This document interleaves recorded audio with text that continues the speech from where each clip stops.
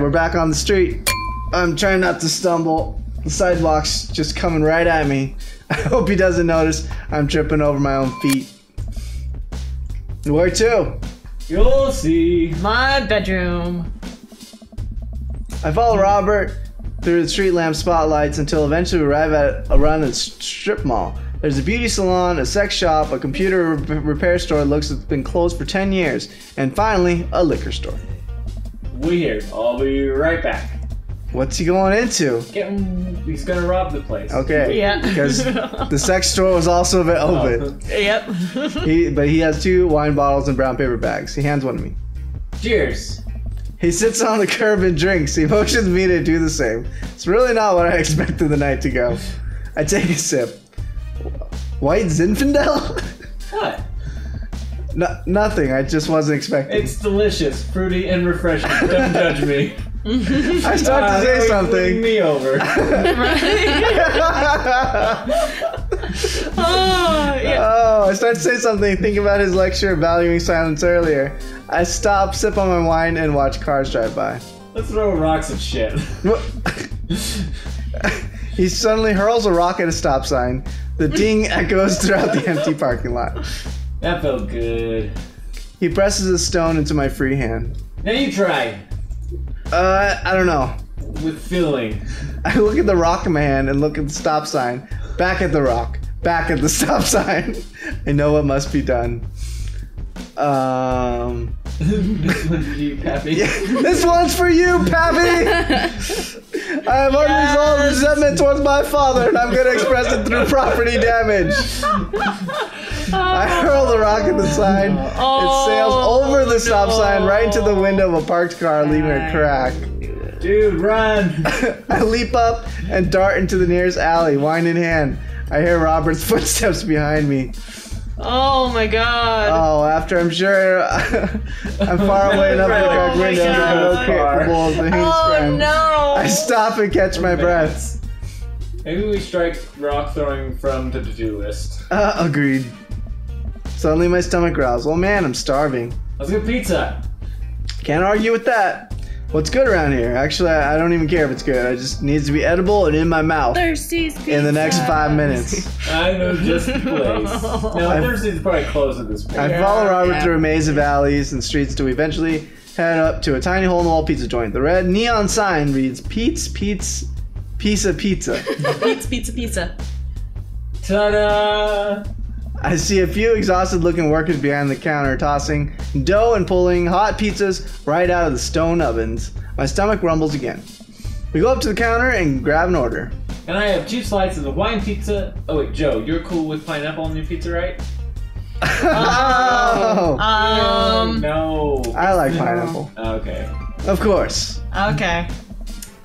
No eggplants there. Yeah, I don't think we get an eggplant for that one. Okay. I don't think he wants to bang us over pineapple. Okay, we wait a minute for a pizza to come out of the oven. I'm practically drooling over the smell. Cashier hands us a giant slice on a piece of paper plate.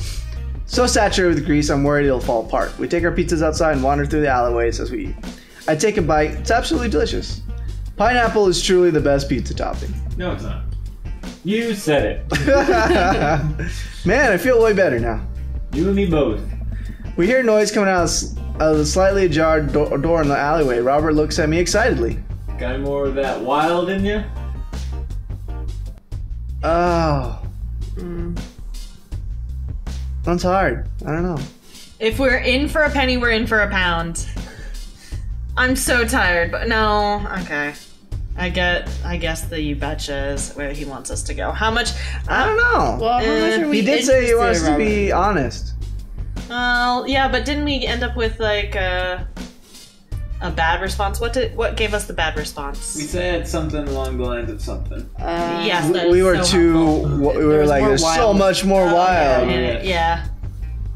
I'm so tired, but because you betcha would be the other. I don't know. I don't know. We all Tiebreaker? wild in us. I'm so tired, but Oh. All right, I'm so tired, but Hey, Okay. my dad's stamina is waning, but I'm game for more. All right. See, Okay, I think good save the I think he Yeah. expects like us being honest. To your point, Yeah. like I think Yeah. it actually wins more brownie points than us trying to. yeah. Although we really technically weren't being honest with the whiskey, but Yeah. I probably would have had whiskey. we probably would have been okay with the fruity drink. Mary probably would have given us hell for it, but Yeah. I slide the door open and peek inside. It's completely dark except for some flickering light. We slowly creep towards, cautious not to be heard or seen. Oh, it's a movie. Shh. Don't shh me so loud. Shh. We come at the end of the hallway, find ourselves standing in front of a movie screen. Oh, this suddenly makes sense.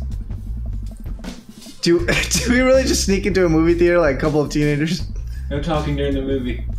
We look into the audience and surprised to find it's almost completely empty, save for a row of teenagers in the front.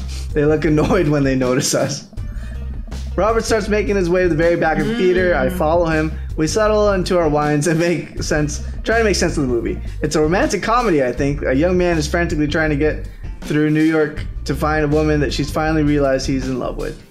Kiss already! There's nobody to kiss yet. You want him to kiss the taxi driver? Hell yeah! The kids way down notice us heckling. One of them speaks up. Hey man, give it up! Oh, snap! Oh, damn, that's Ernest Hemingway, Hugo's kid. Ernest, hey Ernest, I know you. It's me, your neighbor. Hi.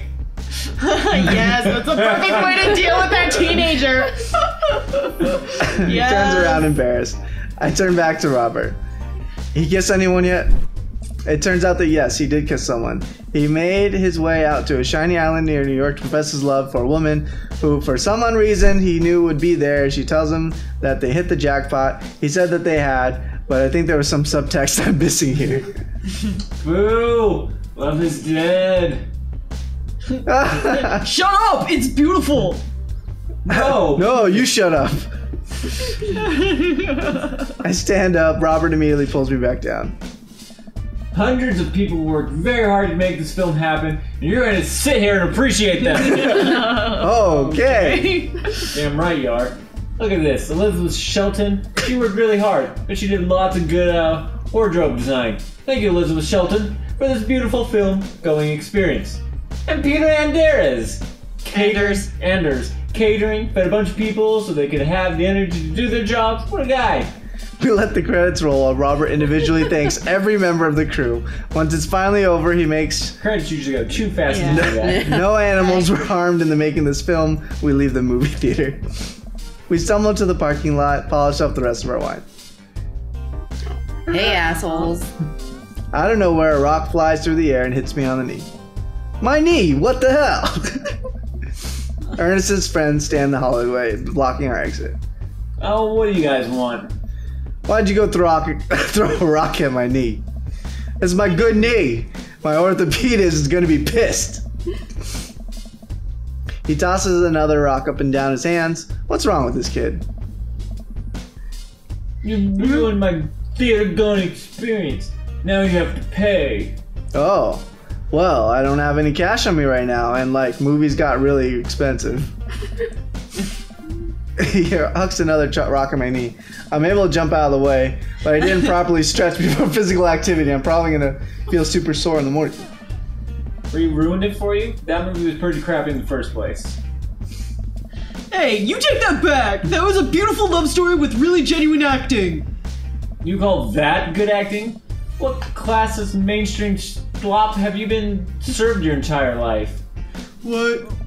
Have you ever seen any Michael Powell, A Master of Life and Death, 1946, easily the toughest 5 minutes of love you'll ever witness? Listen, man. No, you listen! That popcorn-ass drivel the mass media is shoveling down your throat will only make you dumber and sadder. You, of all people, should strive for a higher standard in the art you consume. Your name is Ernest fucking Hemingway, for Christ's sake. Oh, no, now you've done it! Ernest rushes Robert, screaming like a banshee. Robert, punch him in the face. I dive between Ernest and Robert, trying to stop the kid. He lunges forward, kicking me as hard as he can in the knee. Fuck my knee!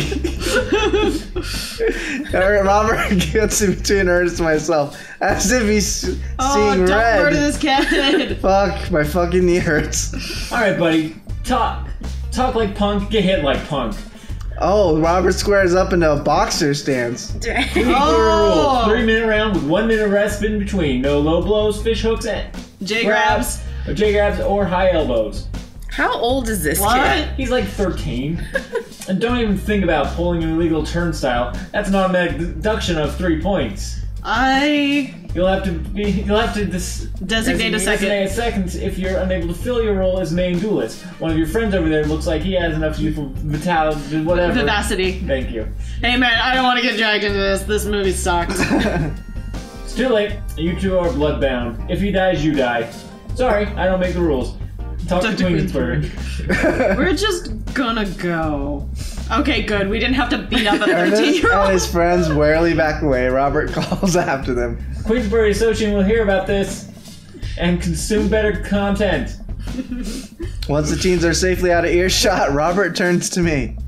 Were you actually about to fight that kid? Are you kidding me? I never hit a child. That would be despicable. Okay, good. You throw rules at them though, they always bolt. Nobody wants a Queensbury Station throwdown. But full disclosure, I made half that up. Wow. See, you don't even have to know the rules. You just make them up. Come on, let's get out of here. Get some ice on that knee. Yeah. Robert and I cool down a bit as we walk back to the neighborhood. So sorry, I got really into the art of filmmaking when I drink. It's okay. I think it's cool how much you like movies. To be honest, I don't know a lot about them myself. Buddy, I got so much to show you. You've ever seen any Sam Fuller? I haven't. Fuller's Cash. Oh. Thanks for the adventure. I don't know. Alright, Yeah. Thanks for the dinner and a movie. Yeah, I think it's kind of witty. Yeah. Yeah, I think so. Yeah. Because I think he'd be turned off by adventure. It's And exciting, right? Yeah. But depending on honor, I can Yeah. see maybe. But It was pretty simple. Yeah. dinner was $4 and the movie was free, but you got it. Robert throws an arm around my shoulder and we drunkenly belt out tunes all the way back. We finally get to his doorstep. This was an interesting night. I liked it. A smile forms on his cheeks. A rare sight. Let's hang out soon, yeah? No. Yeah. Yeah, linger there for a second. Oh. Swaying drunkishly in the night breeze, Robert slaps me on the shoulder. Night, bud. Robert heads back inside and I stumble my way back home. Alright, let's see what we did. Let's see how we did. I think we did pretty Day good. complete. I'm gonna say we had like a... Whoa! Yeah! Vandalism. Angry about Bad weather. idea! Wow!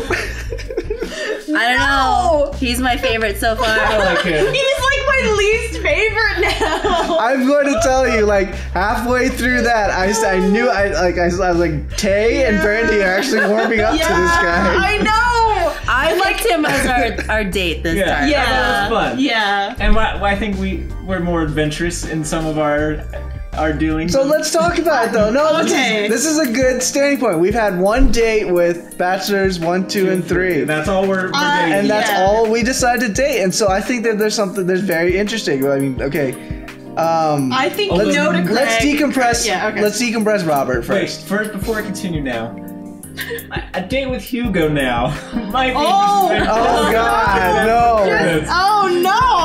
no, Ernest. Fuck Ernest, dude. no. Oh my No, god. but no, I'm fine with just the 3 we've picked. We said 3 bachelors. We're dating 3 bachelors. Let's decompress Robert. So Okay. what were Yes, what yes. were the feels with Robert? So at first, like, I like that he is more sincere. He wants us to be sincere. He's very But straightforward. he is very also like, just something the vibe was like, well, I gotta say something cool to impress him. Yeah. Means we don't necessarily be ourselves. I don't know. Yeah, but, I did- but we ended I up did not- kind of being ourselves, Yeah. though, right? Did we? Because, like, I think being ourselves would be, because so far, everything that we've talked about with everybody else has been, holy shit, I love my daughter. And everything has been about, like, our relationship with our daughter. Every single person that we've gone out with, we have talked about our children.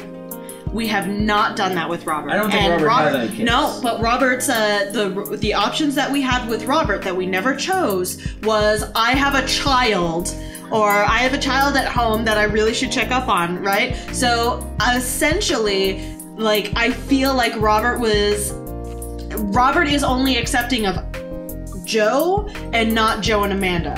Whereas Craig is definitely accepting, and so is I can see Matt. that. And I think, and that is the only reason why I'm not. I digging still think we should go on one more date with all of them. No, I think we still have, as long as like someone in our party is still interested in moving forward. I think we keep having dates with the people that we're having. I don't think. Yeah, we didn't bring up our daughter. I don't think he has kids. I still think we need to find out. But I think the problem though is with the prompts. Like each one with the daughter was like, I need to go home because I have a kid. There was no sense where it's like I can start a conversation about my daughter. Yeah, and like.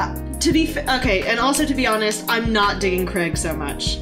No. Like I'm sorry, Leon. I'm not digging Craig. I think it was just like with us, it was just like. We also have to think there's different orders of operations, and I think that they may have done this intentionally. Like the different intensity of dates are very different with the different characters. So we actually don't know. Where Robert was really fun this first date, I feel like there's got to be a time where it calms down, where we learn about his daughter or son, right? I actually think that what we have here is a gradient, and I think Craig is on one end of the gradient where it's all kids, no us. Yep. Robert is all us, no kids. And Matt is a nice in between. I think what I'm interested is, does future dates like change that? Like, was the next date with Craig gonna be more? We don't focus on kids as much because it's not a softball night and it's just with Craig. And is the opposite true? Are we gonna have a more like sit in and watch movies in someone's place with Robert and learn more about his background? He has a kid, but he doesn't have the kid full time. So it's like, hey, we want to hang out. He's like, actually, my kid's in town this weekend, but if you want to come over and watch movies with us, we'll show you that Matt Fuller guy what I was talking about. Sam Fuller. That's what I'm kind of interested to see if it swaps. Yeah, I want to do more dates before we make any more. Let's finish talking about Robert though. So like, what else? I think for me, the one thing that I noticed, like, just even in our dates with the individual guys, is we were on the edge of our seats with that one. We were just all like, what's gonna happen? What's next? And that's kind of, there's a level of excitement there. I mean, first date. Yeah, but like, I don't know. Like, I think I'm the only one that doesn't like Robert anymore. Like, I could tell the anxiety. It was just like, oh god. Yeah, I was pushing for Robert early on, and now I'm stuck like 100% behind Matt now. So I don't know. I loved it. I was like, it brings out the adventurous side in Joe. He's gonna lose his daughter soon. Like, he needs some. He needs a distraction. Because honestly, to me, it's like it's gonna be two distractions. It's like a distraction with someone fun like Robert, or a distraction with more kids with Craig, right? I mean, I think that's kind of what's in my head. No, I think Matt's the right balance, because it's not just, hey, we need to, like, I think I think Robert and Craig are the bad ways of dealing with this, and I think Matt is the healthier way. That we have enough time between ourselves, but we also keep relationships with kids, and it's not like, oh, I have to take care of babies now, or oh, I don't have any babies in my life whatsoever. Like, I think I don't know. Robert makes us adventurous, but I don't think we necessarily would have done that before, because everything that we have done so far has not been this way. And every time, because all of this was laughing nervously, all of this was stuttering, all of this was like Joe not being comfortable. I think at the beginning, yes, but I think by the end, Joe was pretty inebriated. Yes. But I think he was also more himself. Well, I don't know. Let's find out, you guys. What do you think? Who do you think Joe should be with? We've got 3 lovely bachelors right now. Please leave your comments below, and we're excited to see what's going on to happen next time on Night Games Dream Daddy Edition. This is Leon Scorpius signing out. Bye. Bye. Hey guys, thanks for watching. If you want to watch more from us, click on one of the thumbnails. Don't forget to like, share, and subscribe to keep up to date with our latest shenanigans. Be sure to click the bell for notifications, and check out the description below for a link to our Patreon page. See you next time!